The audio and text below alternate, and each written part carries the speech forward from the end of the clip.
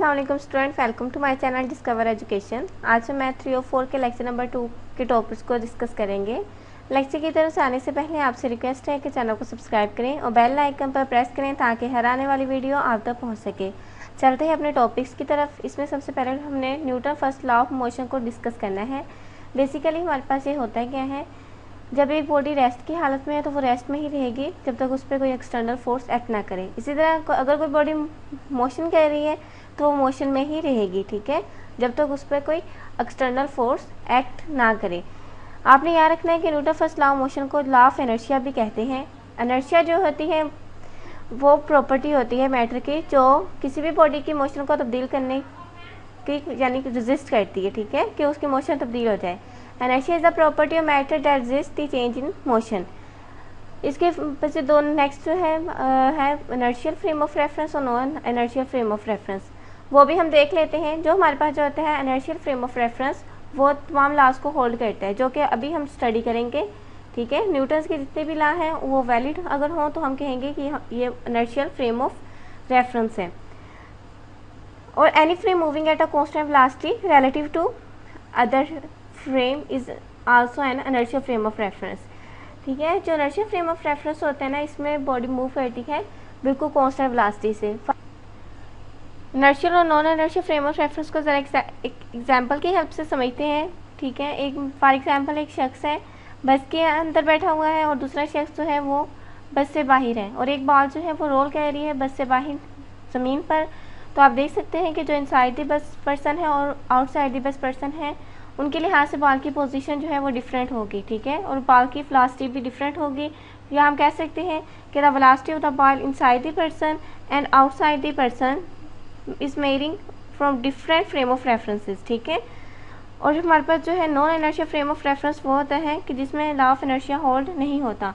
For example एक इसमें non inertia frame of reference में एक्सेलरेशन कांस्टेंट नहीं होता क्योंकि इसमें एक्सेलरेशन कभी ज़्यादा होता है कभी कम होता है, कांस्टेंट वेलोसिटी से बॉडी मूव नहीं कर रही होती। तो हम कह सकते हैं कि ये हमारे पास जो है वो non inertial frame of reference है।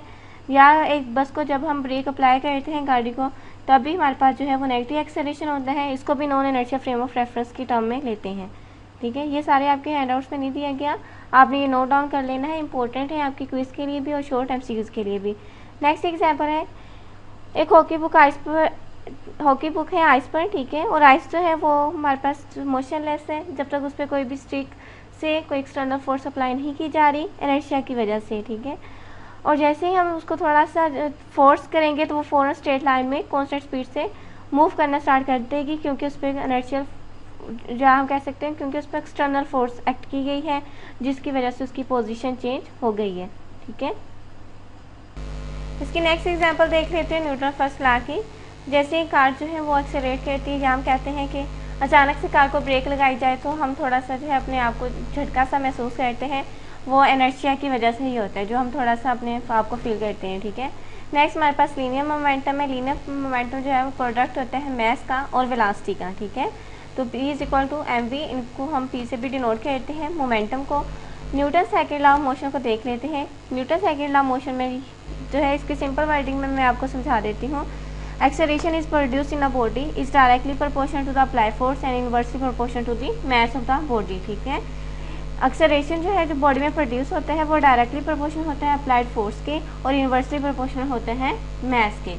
यहाँ पे लिखा हुआ है the time rate change of linear moment of particle is equal to the force producing and takes place in the direction in which the force acts, ठीक है। Acceleration उसी direction में प्रोड्यूस होगा जिस डायरेक्शन में फोर्स लगाई गई है। तो ये जो है आपने अच्छे से प्रिपेयर करना है। मैं आपको एक सिंपल वर्डिंग में समझा रही हूँ, उन्होंने थोड़ा सा कॉम्प्लिकेटेड करके बताया हुआ है। If a particle of mass subject to a force moves with a velocity v at t, the second line mathematically forms states that इसका फॉर्मूला आता है d/dt into mv, ठीक है। नेक्स्ट हमारे पास है the mass of the particle is constant, the last equation gives, अगर mass इसका कांस्टेंट होगा तो हमारे पास f is equal to ma आएगा।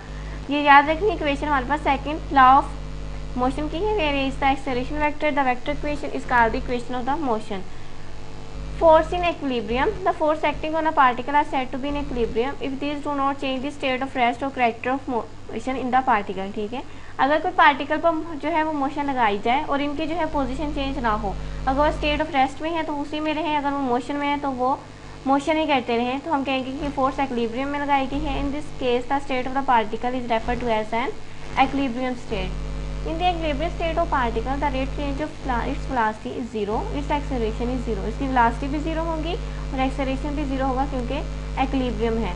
नेक्स्ट है इनर्शियल और Newton reference system. A reference system relative to which the equation of motion F is equal to ma holds is called an inertial और Newton system. ये आपने बात mind में रखनी है, इंपॉर्टेंट है MCQs के हवाले से।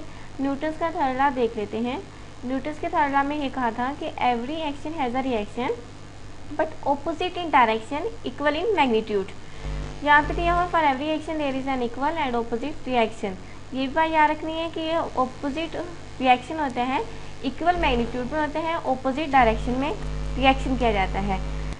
तो इसकी नेक्स्ट एग्जांपल्स हैं।